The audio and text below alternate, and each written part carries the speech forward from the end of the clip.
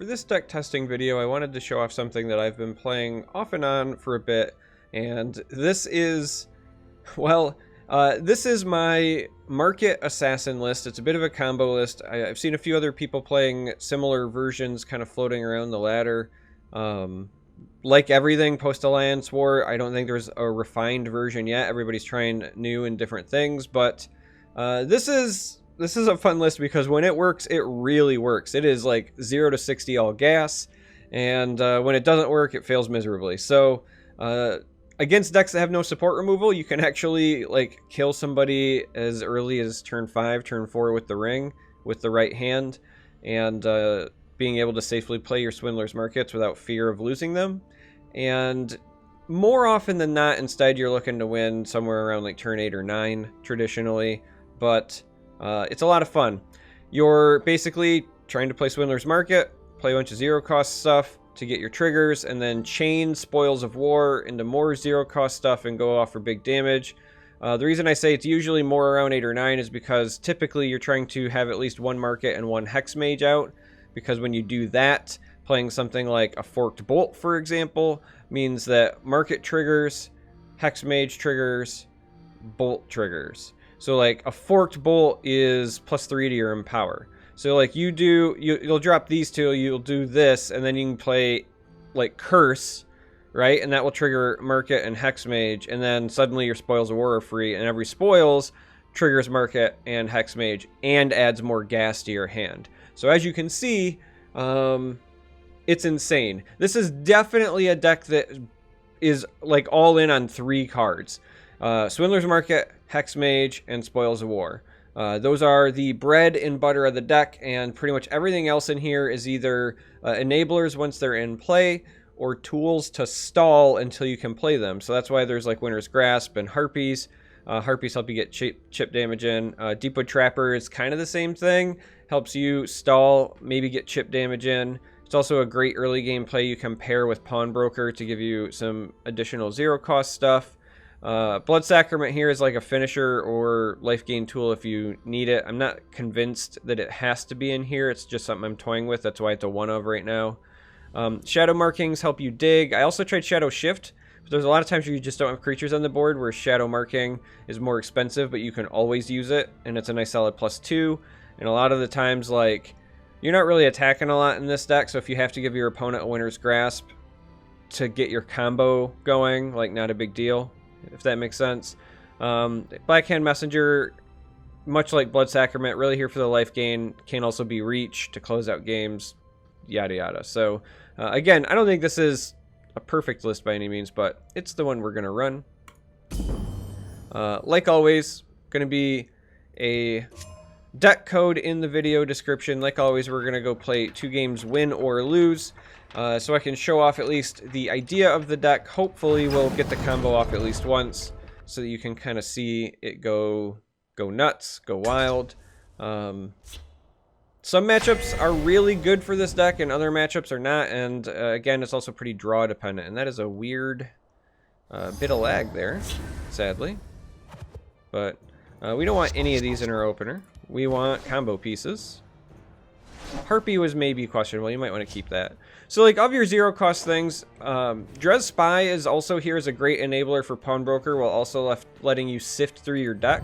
So while you would normally hold on to something like Forked Bolt as an enabler for something like this, you can feel pretty good about playing these even if you don't have a Market.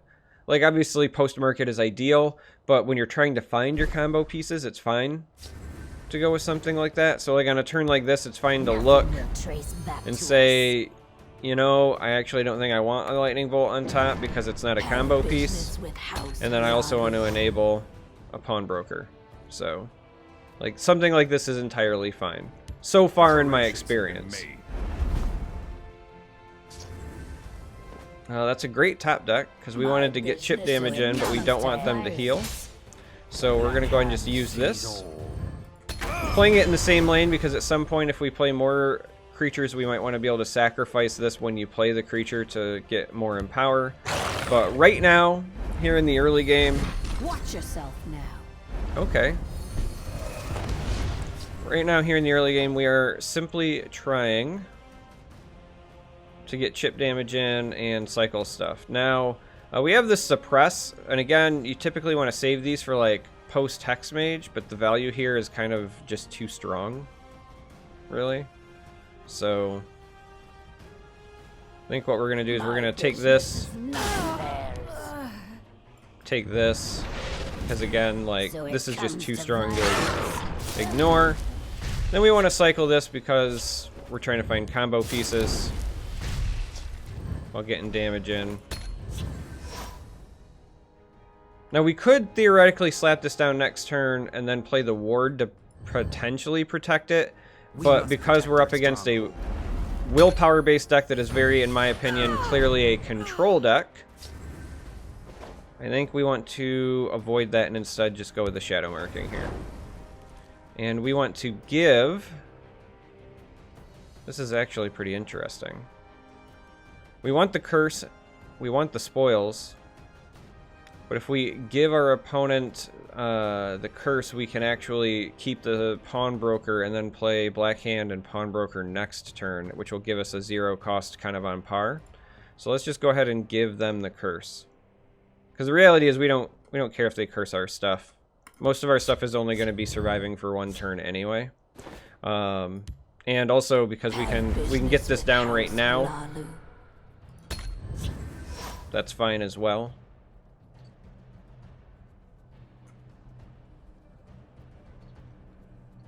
Because right now our big thing is we are hunting for...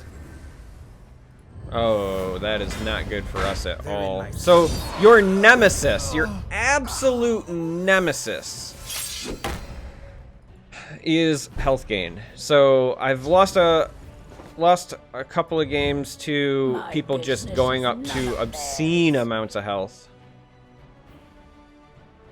early on for like seemingly no apparent reason.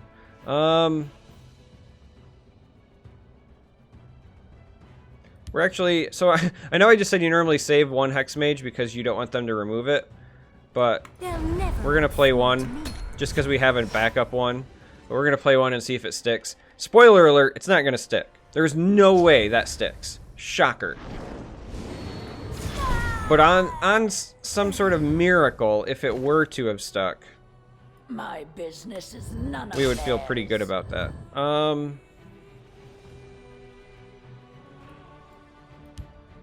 Again, really, we're just kind of hunting here. We're getting chip damage in, and we're just waiting to draw more cards and hunting. That's all we're doing. We're just drawing the wrong half of our deck at the moment. You can tell them you thought of it. Wow, okay. You can tell them you thought of it. That's unfortunate.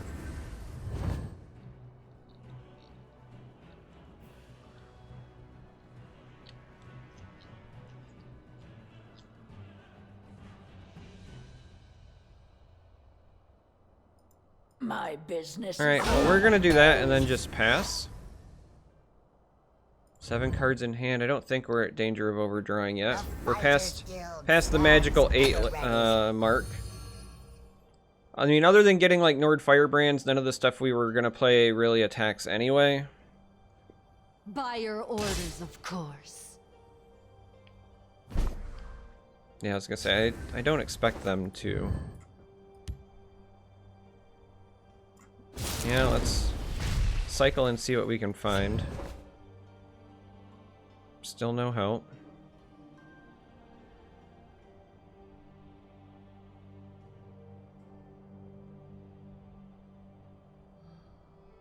The issue here is I just don't want to overdraw. So I think what we're going to do is do this. And the reason we're hitting this as opposed to these is 1, we still kind of want them to attack us, and 2, at some point we will likely play a Debilitate. Even if we just have to hard cast it.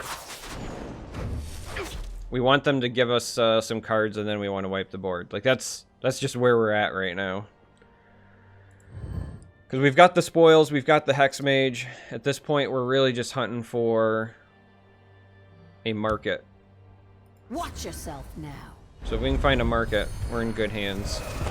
By your orders, of course. Well, so now that we have a backup debilitate, we'll just do this because it'll also mean that this gets in. Kind of keep us... Because the worst thing that could happen is them load up the board and then either one, try to like one turn kill us, or two, just make us, you know, if we kept that in hand, we'd be at 8 cards if they broke 2 runes and then we overdrew market or something. Like, that would be a bit of a nightmare.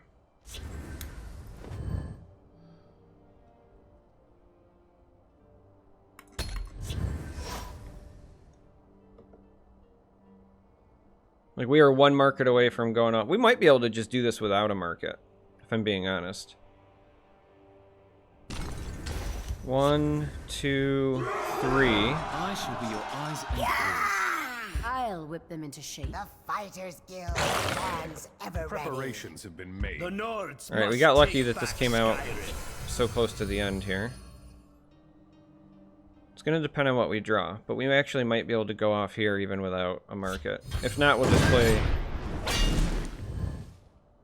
If not, we'll just play Debilitate, but...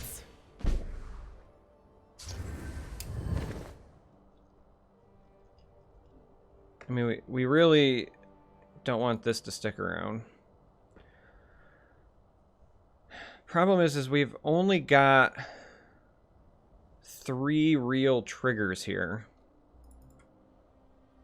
still in hand, which is exactly why we need the market, so we start getting double triggers with our Hex Mage. So we're going to just hardcast this to slow him down. And then we're going to develop this. Ready for anything. 1, again, to avoid overdraw, and 2, so that we can maybe get chip damage in. Because that would be another source of empower. Like, that was the one downside to them having the guards, is that we couldn't get a free attack for those empower triggers, so... I doubt this survives. I doubt they actually let us get it off. We're still... yeah. We're still entirely, at the moment, dependent upon... trying to find something. Must take back Skyrim. For Ulfric.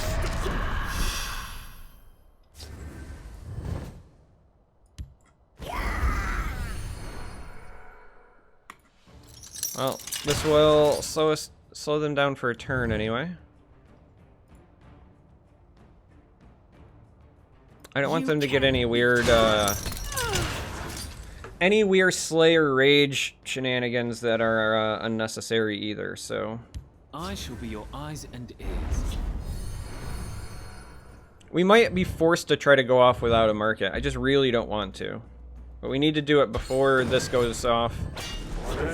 And if I'm being honest, before they gain health, so. Because they're...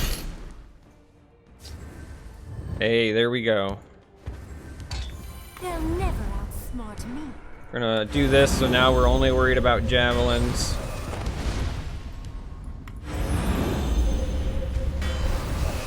I swear to God, if that's a javelin, I'm gonna murder somebody. Because I already used one. Bolt is fine. Speak, citizen. Alright.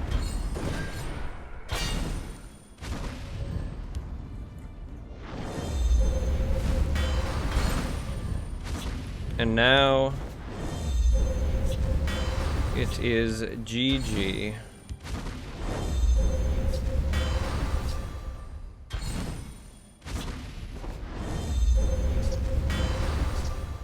So, as I was saying,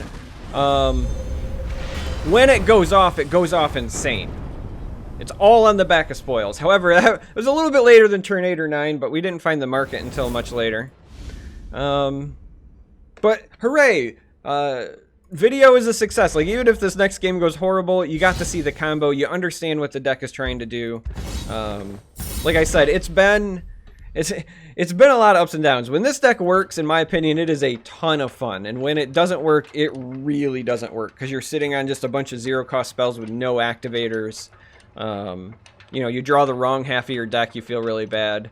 Because it really does need all 3 pieces. It needs Market, Hex Mage, and then as many Spoils of War as possible. So that was kind of a dream in terms of we had all 3 spoils. But Like, if you can get a market and a hex mage and you chain the spoils, like, you're just gonna win. It's insane amounts of damage. We're gonna throw those back, but keep the 1-drop, just because early stall and chip damage. These are great. We're okay with seeing those. Forked Bolt is arguably the best of the zero-cost options for when you do try to go off later. I'm ready for anything.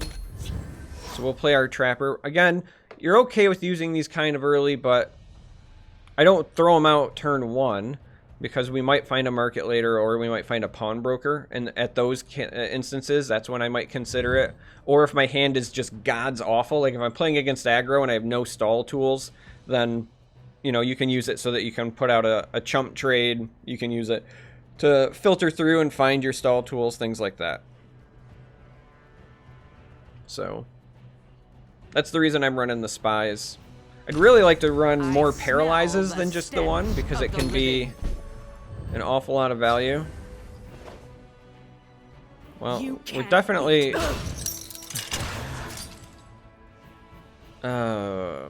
want to shackle that, because we can't have them draining. I'm tempted to play the spy now, just because as long as they don't have removal of their own, it lets me cycle and gives me the opportunity to trade into this. Nothing will trace back to us. I think in this instance we do it.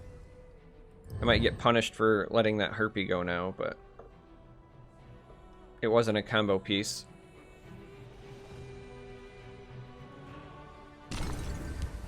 They've no move we can't Okay. anticipate. So as long as we get rid of this, I'm feeling pretty okay. You can't beat me. We just don't want them. When it comes to violence, You just don't want them gaining health. Like I said, health gain,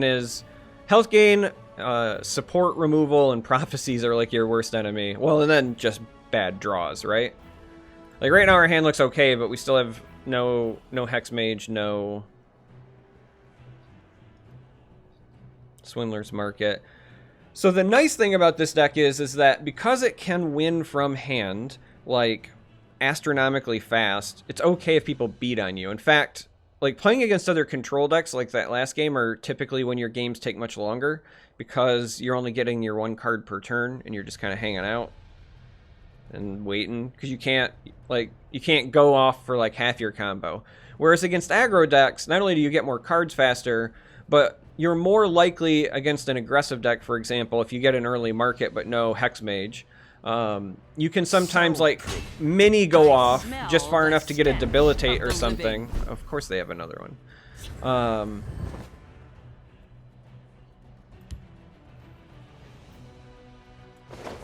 I'm actually just gonna wait and let them potentially break a rune here.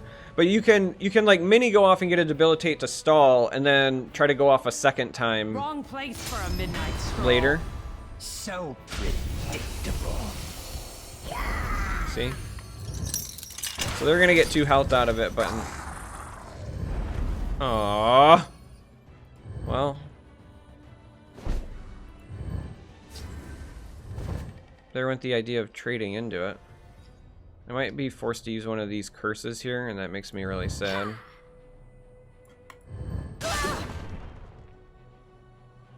Now that he's running Death Priest, I'm really tempted to play this Hex Mage.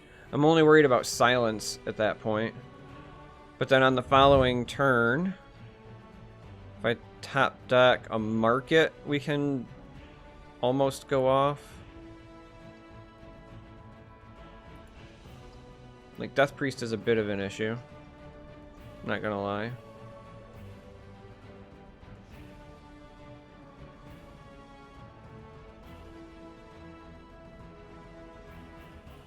Alright.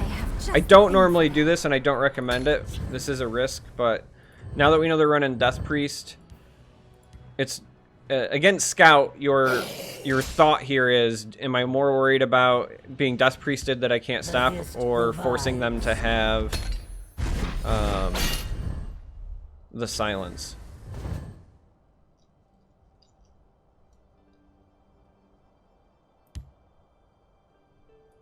Let's actually do this first, because if we draw a market, we would want to play that before doing some of these other options.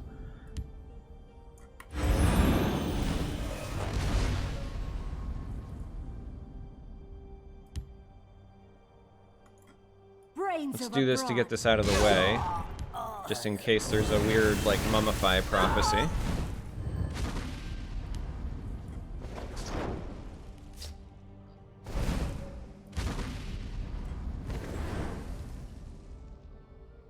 We want to give them the ice spike because the rest of this is outstanding.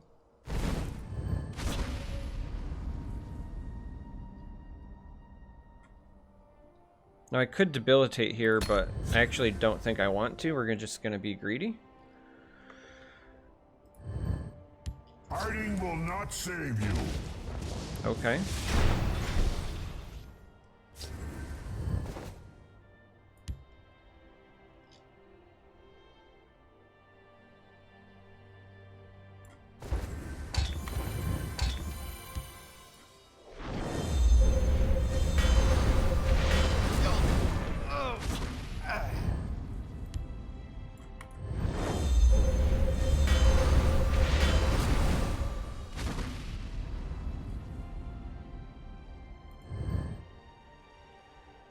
Now I think we'll take the debilitate.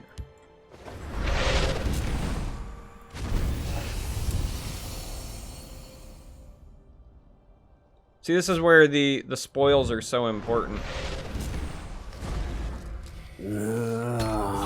Because as you can see, if we were chaining spoils there, we probably would have just won. Instead, now we're going to be kind of stuck in a top deck mode, but and there's the priest. But we still have one, so we're not out of it. We just need the right top deck.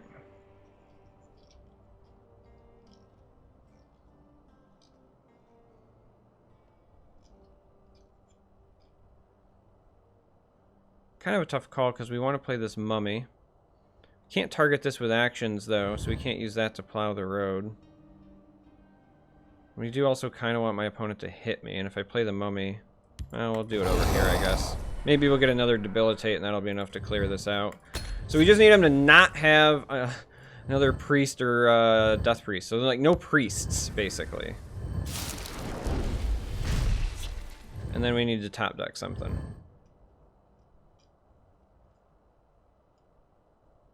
Because we have essentially four damage in hand right now. Rise, my servant. They've no move we can't anticipate. Gone!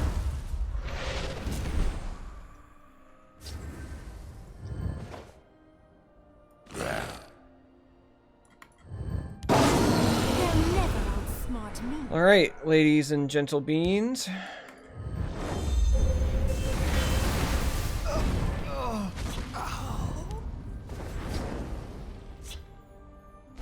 Well,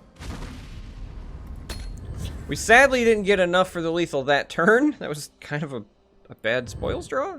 Like, literally any zero cost action there would have won, but I don't think they can do 24 to us, so as long as they don't gain health, we'll get another victory. Like, if they answer this, they destroy our support, they do those things, like, we're fine. We just need to not die and have them not gain health. That's a great way. Because we've got 6 damage, so. I have just the thing for that. Alright. So, yeah, you got to see the point of the deck. You got to see how it works. Like I said, when it works, man, it's so satisfying when you're just like, I spoils, and I spoils, and I spoils, and I have, like, a handful of cards again, and I just keep chaining damage. So, anyway, it's a lot of fun. Again, the downsides are, like, it's going to be very polarized in its matchups. So, like, playing as this on the ladder, if you're trying to climb, you're going to have nights where you probably just, like, win forever, and then you're going to have nights where you get hard countered. It struggles hard against heavy life gain and bad draws, which not something you can really control. And then specifically, like, also, like, support heavy removal decks can sometimes, because every now and then you'll be forced to take a risk. Like, you'll be set up to where, like, if you wait one more turn, you're probably going to lose, so you have to play, like, a market this turn to try to go off the next turn. That happens sometimes. So, Doomcrag, like, sounds weird, but Doomcrag Warrior is a nightmare for this list because they can gain a ton of health and draw a ton of cards, and they have support removal, stuff like that. But anyway, I'm ranting. If you've made it this far, thanks for watching. I hope you enjoyed the deck. There's going to be a code in the video description like always. Until next time, may you walk on warm sands.